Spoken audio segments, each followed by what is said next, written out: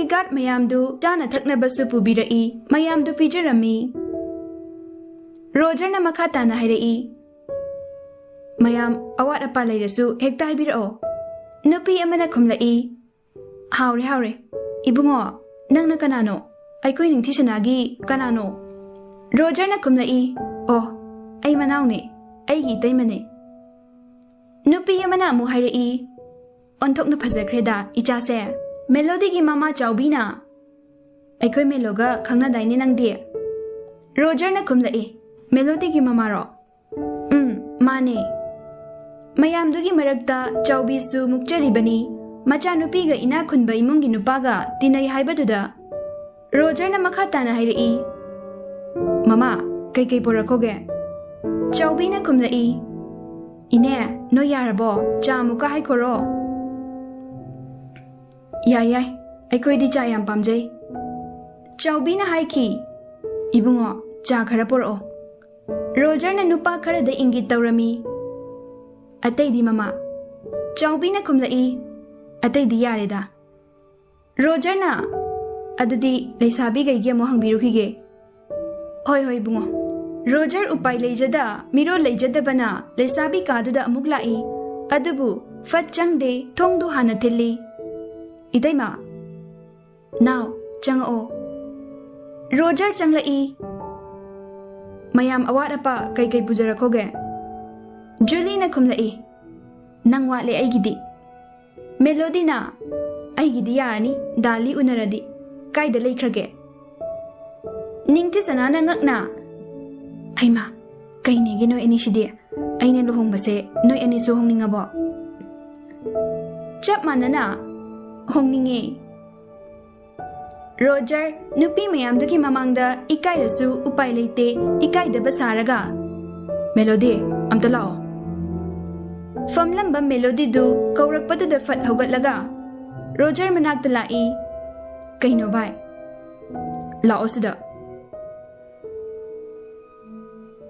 ꯔꯣꯖꯔꯅ ꯆꯠꯈꯤꯕꯗꯨ ꯃꯦꯂꯣꯗꯤꯁꯨ ꯏꯟꯅꯈ꯭ꯔꯦ Roger ꯀꯥ ꯑꯃꯗ ꯆꯪꯂꯒ ꯆꯪꯉꯛꯑꯣ ꯖꯦꯀꯣꯕ ꯀꯂꯤꯒ ꯉꯛꯅ ꯔꯣꯖꯔꯅ ꯃꯈꯥ ꯇꯥꯅ ꯍꯥꯏꯔꯛꯏ ꯇꯥꯃꯣ ꯅꯪ ꯑꯝꯇ ꯂꯥꯛꯑꯣ ꯃꯦꯂꯣꯗꯤꯒ ꯗꯥꯂꯤꯒꯁꯦ ꯋꯥꯔꯤ ꯑꯃ ꯁꯥꯟꯅꯍꯟꯁꯦ ꯃꯦꯂꯣꯗꯤ ꯄꯥꯈꯠꯅ ꯑꯣꯏꯃꯥ ꯀꯩꯅꯣ ꯚꯥꯏ ꯑꯩ ꯉꯝꯂꯣꯏꯌꯦ ꯔꯣꯖꯔꯅ ꯃꯦꯂꯣꯗꯤꯒꯤ ꯈꯨꯗꯥꯡ ꯄꯥꯏꯔꯒ ꯆꯤꯡꯂꯤ ꯀꯔꯤ ꯊꯧꯅꯥ ꯌꯥꯝ ꯂꯩꯗꯥꯏꯅꯦ ꯂꯥꯛꯑꯣꯗꯤ ꯂꯥꯛꯑꯣ ꯃꯦꯂꯣꯗꯤꯅ ꯍꯥꯏꯔꯛꯏ ꯚꯥꯏ ꯐꯥꯒꯤ ꯇꯧꯕꯅꯦ ꯂꯤꯅ ꯇꯞꯅ ꯑꯗꯨꯕꯨ ꯍꯦꯛꯇ ꯌꯥꯕ꯭ꯔꯅꯦ ꯖꯦꯀꯣꯕ ꯌꯨ ꯒ꯭ꯂꯥꯁꯇꯨ ꯐꯠ ꯊꯥꯡꯈꯠꯈꯤ ꯐꯨꯛ ꯍꯧꯒꯠꯂꯛꯑꯒ ꯌꯥꯔꯦ ꯅꯪꯁꯨ ꯆꯠꯂꯁꯤ ꯂꯥꯛꯑꯣ ꯍꯣꯏ ꯇꯥꯃꯣ ꯔꯣꯖꯔꯅ ꯃꯦꯂꯣꯗꯤꯗ ꯃꯤꯠꯆꯤ ꯈꯠꯂꯝꯃꯤ ꯂꯤꯗꯁꯨ ꯌꯦꯡꯂꯒ ꯅꯣꯛꯂꯝꯃꯤ ꯃꯆꯤꯟ ꯃꯅꯥꯎ ꯆꯠꯈꯤꯕꯒ ꯃꯦꯂꯣꯗꯤꯗꯨ ꯏꯀꯥꯏꯕꯣꯏ ꯀꯩꯕꯣꯏ ꯊꯣꯛꯂꯒ ꯂꯩ ꯆꯠꯈꯤꯕꯁꯨ ꯉꯝꯗ ꯃꯅꯥꯛꯇ ꯆꯪꯕꯁꯨ ꯉꯝꯗ ꯃꯦꯂꯣꯗꯤꯒꯤ ꯃꯇꯧꯗꯨ ꯎꯕꯗ ꯂꯤ ꯍꯧꯒꯠꯂꯛꯑꯒ ꯃꯦꯂꯣꯗꯤꯒꯤ ꯃꯅꯥꯛꯇ ꯂꯦꯞꯄꯒ ꯍꯥꯏꯔꯛꯏ ꯐꯝꯃꯨ ꯂꯥꯛꯑꯣ ꯋꯥꯔꯤ ꯁꯥꯔꯁꯦ ꯃꯦꯂꯣꯗꯤ ꯏꯀꯥꯏꯕꯣꯏ ꯄꯥꯈꯠꯄꯣꯏ ꯀꯩ ꯋꯥꯔꯤꯅꯣ ꯂꯤꯅ ꯑꯃꯨꯛ ꯍꯥꯏꯔꯛꯏ ꯀꯩꯅꯣ ꯅꯪꯅ ꯄ꯭ꯔꯄꯣꯁ ꯇꯧꯔꯛꯑꯒ ꯏꯀꯥꯏꯔꯤꯗꯨꯕꯣ ꯑꯩꯅ ꯌꯥꯕꯤꯔꯒꯦꯕ ꯅꯨꯡꯁꯤ ꯋꯥꯔꯤ ꯁꯥꯁꯦ ꯑꯗꯣ ꯑꯩ ꯀꯌꯥꯗꯤ ꯍꯩꯇꯦꯀꯣ ꯅꯪ ꯍꯥꯟꯅ ꯍꯧꯔꯛꯑꯣ ꯃꯦꯂꯣꯗꯤꯅ ꯋꯥꯈꯜꯗ ꯈꯜꯂꯤ ꯌꯨ ꯉꯥꯎꯕꯩꯔꯥ ꯅꯠꯇ꯭ꯔꯒ ꯁꯥꯏꯀꯣ ꯂꯩꯖꯥꯠꯂꯣ ꯑꯁꯛ ꯈꯨꯐꯖꯁꯤꯒ ꯉꯁꯤꯅꯦ ꯈꯠꯆꯤꯟꯗꯅ ꯁꯣꯏꯔꯣꯏꯀꯣ ꯅꯥꯀꯟ ꯑꯃꯔꯣꯝꯗꯅ ꯃꯌꯥꯝꯗꯨ ꯋꯥ ꯂꯥꯡꯗꯨꯅ ꯅꯣꯛꯇꯅ ꯑꯆꯥ ꯑꯊꯛ ꯀꯌꯥ ꯄꯦꯟꯅ ꯆꯥꯅꯔꯤ ꯖꯦꯀꯣꯕꯇꯤ ꯌꯨ ꯉꯥꯎꯔꯤ ꯀꯥ ꯑꯃꯗ ꯂꯩꯔꯝꯃꯤ ꯅꯥꯎ ꯔꯣꯖꯔ ꯃꯌꯥꯝꯕꯒꯤ ꯃꯒꯨꯟ ꯈꯪꯕꯅꯤꯅ ꯐꯔꯛ ꯇꯥꯔꯛꯑꯗꯤ ꯍꯥꯏꯗꯨꯅ ꯁꯦꯟꯅꯔꯤꯕꯅꯤ ꯔꯣꯖꯔꯅ ꯀꯩꯗꯧꯔꯒꯦꯕ ꯇꯥꯃꯣ ꯇꯨꯝꯗꯧ ꯇꯨꯝꯃꯣ ꯖꯦꯀꯣꯕꯅ ꯃꯈꯥ ꯇꯥꯅ ꯍꯥꯏꯔꯛꯏ ꯅꯇꯩꯃꯗꯣ ꯑꯝꯇ ꯀꯧꯆꯣ ꯑꯁ ꯐꯔꯛꯇꯨ ꯇꯥꯔꯛꯑꯅꯣꯕ ꯃꯤ ꯂꯩꯔꯤꯌꯦ ꯉꯔꯥꯡ ꯑꯩꯅ ꯐꯨꯕꯤꯈ꯭ꯔꯦ ꯑꯩ ꯌꯥꯝ ꯅꯨꯡꯉꯥꯏꯔꯛꯇ꯭ꯔꯦ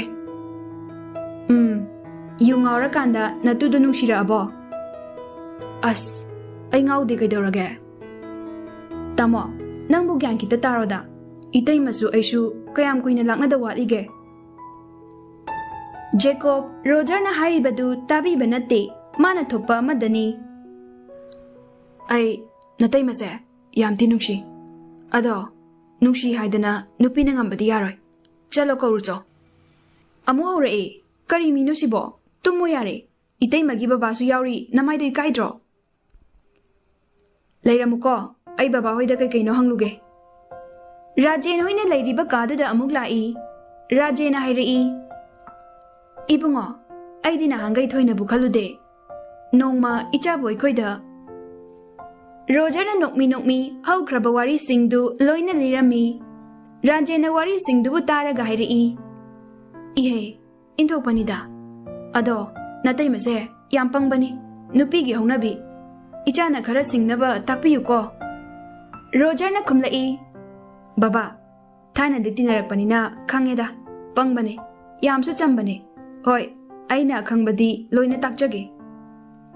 Wari watay sanari ngayda, pungdu kanghaude, mayamdu chatnaba thorai. Chawbi na hayrai. Ay koy melody. Julie na ngakna. Ay ma, kaida chakrage. Roger ga thokibane. Roger su tholai. Kaidorage. Julie na hanglai. Melody. Oh, ay kaurake. Roger na kaubalai. Anidu wari nungairami. Bye, chala se ye. Melody na kumlai. Makoy chakroyo, ay di jelani. Lina noktorai. Roger na ngak na hayrai.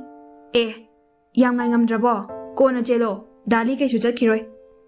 Melody na kumlai. Pagi daw nida, is, aybu, Greg daw na, dali, chalo kige. Lina makata na hayrai. Hoy, phone number su layrabani na, phone da pau narase. Melody na umahaydo na thokre. Roger ga matay maga, mayam du gate fawba tindok pirami. Raje na makata na hayrai. Ipagi bema. Maching pataba nupadi, tem na uduna loy ko. Nachin ga kumula uno. Anaye yaudana nungay na palo. Roger na makata na hayrai. Baba, yum duda baba maton talay ba doon nungay te, chako baloy raga sidalay rase. Ipagidi kayshu kalununda. Ipa na piklingay layjarakpa yumdo, thadokpa baba nungay te. Hoy baba, adasu chumme. Orphan dagi angang ani thamase. Babagi mateng su oinaba. Ay na fanaba sila age. Ningti sana nokmi taw na kumdai. Baba, ay koy naose, gyan yam tabane. Tamo ga manadabane. Pura arang famne. Raje na tap na kumlai. Pare. Inti jana lay minaw ko. Nachin na naw kay na bayaro. Rajen hoy su chat kre. Roger ka ningti sanagasu chayramba mayamdu loisan ba yauri. William na hayrai. Roger, madam, yawbiru ranu, mayam loisan jarani. Ningti sanana kumlai.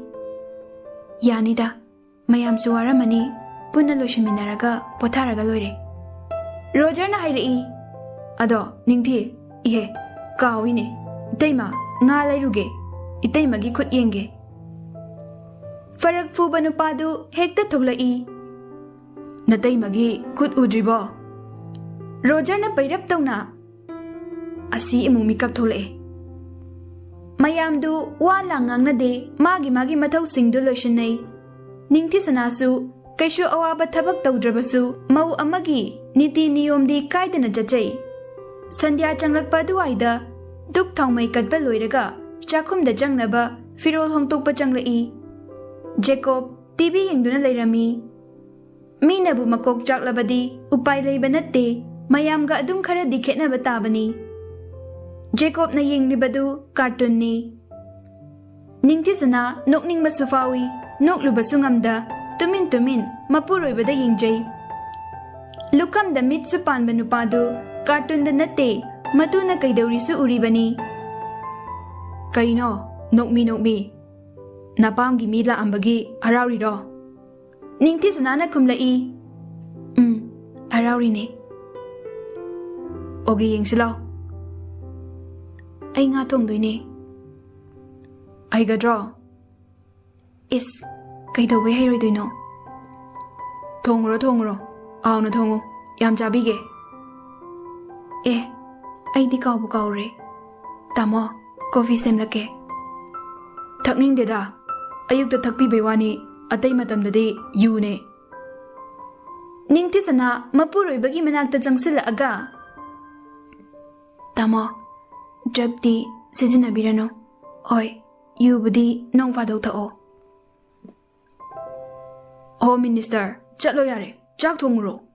President aingonda amu order tawradana. Ningthisana nungdi nungaitre, adubu nungaitabadu ucharamde, tapna chatpa hawi, Jacob na makatana hairei. Ngaiko. Kari haira kadra khanduna, ngaijari bani, Jacob na makatana. Ngado, tauraga, kami nasin baga khara sutongo. Ningthisana machindu pairap tauraga. Thonge. Prap kadudagi ningthisana thokre, ngasai-dagi TV da yengliba mamittu loina bina chatkraba kanda ontoktuna momon ga nokchei. Nungsibai wadi aigi thawai-sida hena nungsida. Mana sauraga aingonda thina chairani. Adagi aisu sauganmarina phubirani. Adai phururaga amuk thamoise omlaga chakani.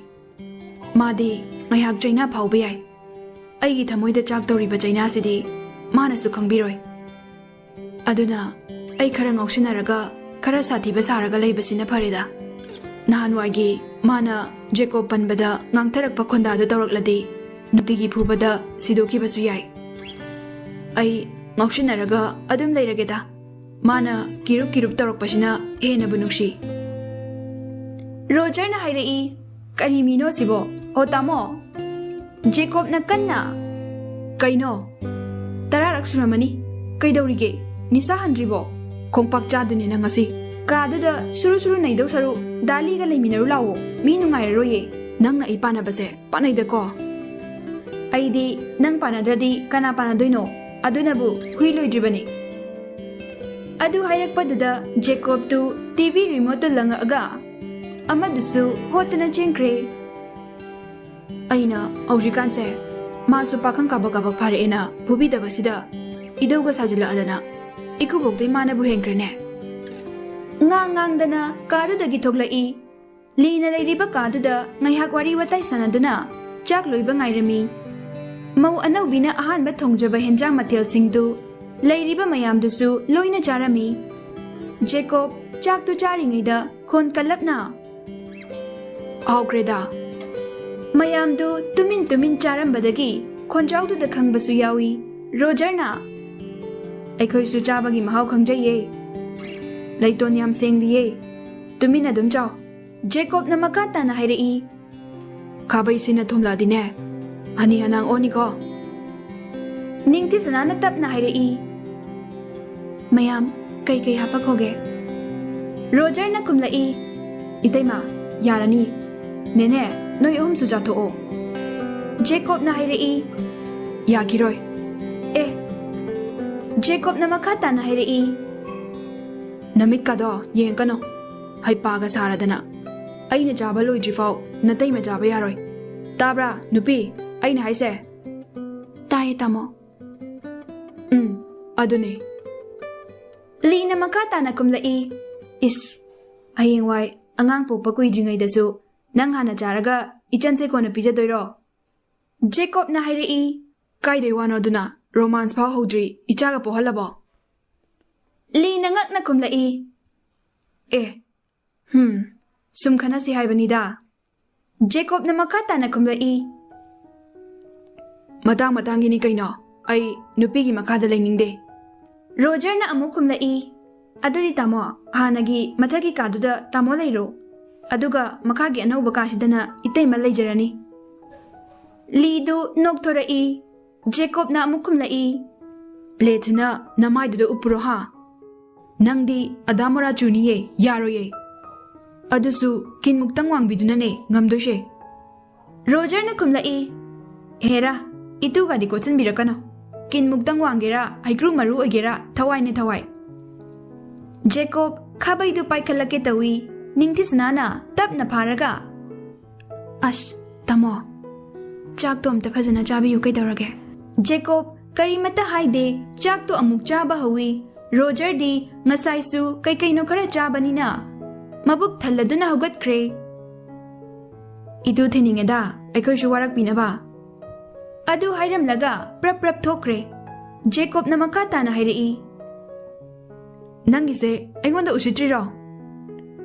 Lina muksu kumlai. Tumina dum chawda bai nangbo.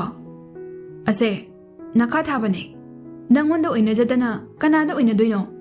Haujikti nakhoi anise mama mapagum khanjaram doine. Nupidi chahida leiti hainabane. Ningthi sana se classmate oraklasu haujikti matai ma oiredana. Ichan Roger se angang oirasu yam wajarakpane.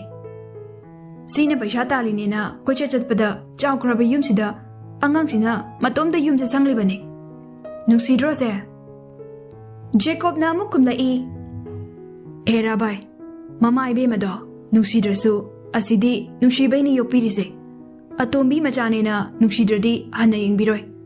Ada aigi itakta kage tawbase ai yadeba. Nangsu khangliba natro. Lina mu hairei. Nangi na thakpu kanana kaba ngamdoino. Sum mayambanena lakna jaini kaino. Wari sana na chak chaba toknarami. Makoi chaba loisinbaga ningtisana hoisu charami. Ningtisana hojikti pangba yadre khalai. Mapuroibagi mihul khangnabanina manage khaludre. Mapuroibana yadaba pamdaba amata tawrudre hairudre.